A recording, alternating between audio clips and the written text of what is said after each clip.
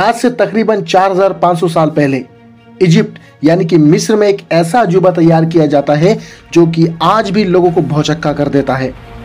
The great pyramid of गिजा, जिनकी ऊंचाई तकरीबन 146 मीटर की है।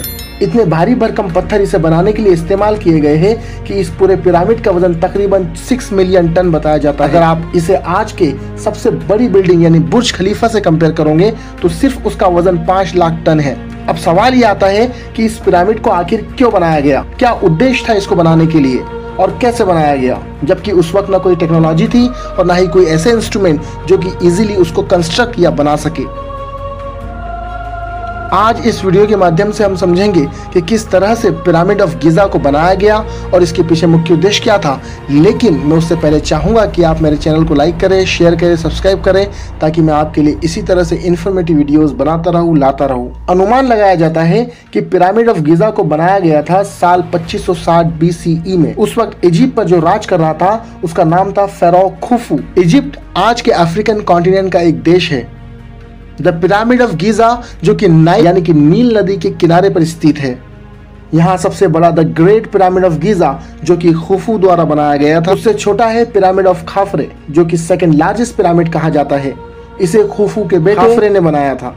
तीसरा और सबसे छोटा पिरामिड है पिरामिड ऑफ खाफरे के बेटे मेनकौरे ने बनाया था। उस जमाने में बनाए गए ये पिरामिड्स केवल इकलौते नहीं है, बल्कि इसके अलावा 180 और ऐसे पिरामिड्स हैं जो कि वहां पर बनाए गए थे, जिनका शेप और साइज दोनों अलग अलग था। आर्कियोलॉजिस्ट के अनुसार कई पिरामिड्स ऐसे हैं जो कि मलबा बन चुके हैं और जो आज तक सुव्यवस्थित बने हुए हैं उनकी संख्या बहुत कम है। इनमें सबसे अच्छे और वेल प्रिजर्व्ड पिरामिड ऊपर मैंने आपको बताए 3 वो है। अब सवाल ये आता है आखिर क्या कारण है कि इन्हें इतने बड़े बड़े पिरामिड्स बनाने पड़े। इसके पीछे कोई ना कोई बड़ा राज होगा। हिस्टोरियन लिखते हैं कि इन्हें एक मकबरे के तौर पर बनाया जाता था। मकबरा यानी कि वह जगह जहां पर वक्त के राजाओं को दफन किया जाता था। तो पिरामिड्स को उस वक्त मकबरे के रूप में कंसिडर किया जाता है। दरअसल बात यह है कि उस वक्त फेरो यानी कि फिरौन यहाँ पर दफनाया जाता था। फेरो जो है एक राजा का टाइटल है। जिस तरह से हम यहाँ पर राजा कहते हैं, सेम एज वहां पर फेरो कहा जाता है। ऐसा इसलिए क्योंकि वहां के राजा आफ्टर लाइफ पर बहुत बिलीव करते थे। उनका मानना था कि मरने के बाद असल जिंदगी शुरू होने वाली है, तो हमें जब भी दफन किया जाए तो इसके अंदर दफन किया जाए ताकि हमारी आने वाली लाइफ इससे आसान हो। इनका मानना था कि जिंदगी खत्म नहीं होती, बल्कि मौत के बाद आत्मा अंडरवर्ल्ड में चली जाती है, जहां भगवान हमारी आत्माओं से सही गलत का फैसला करता है। जिन लोगों ने अच्छाई की है उनके साथ हमेशा अच्छा होगा और जिन्होंने बुराई की है उनके साथ बुरा होगा। इस कारण से फिरौन उस वक्त अपने लिए पिरामिड्स बनाते थे। मरने के बाद अपने साथ अपना सारा सामान रखते थे ताकि आफ्टर लाइफ में कोई परेशानी ना हो। इनकी बॉडी को लकड़ी के बक्से में बंद करके दफना दिया जाता था। कई हिस्टोरियन ये लिखते हैं कि इन पिरामिड्स का उपयोग इलेक्ट्रिसिटी जनरेशन के लिए किया जाता था, लेकिन इसके तथ्य और प्रमाण कहीं नहीं मिलते। हिस्टोरियन वहां पर बनी हुई कलाकृति या चित्रकारी को देते हैं। हिस्टोरियन कहते हैं यह अनाज भंडार था जहां पर बड़े बड़े गोदाम अनाजों को सेव करने यानी कि स्टोर करने के लिए रखा जाता था। दरअसल उस वक्त के लोगों का मानना था कि जितना बड़ा और जितना आलीशान उस टाइम पिरामिड्स होगा यानी मकबरा होगा, उतनी आलीशान उनकी आफ्टर लाइफ यानी कि मरने के बाद की जिंदगी होंगी।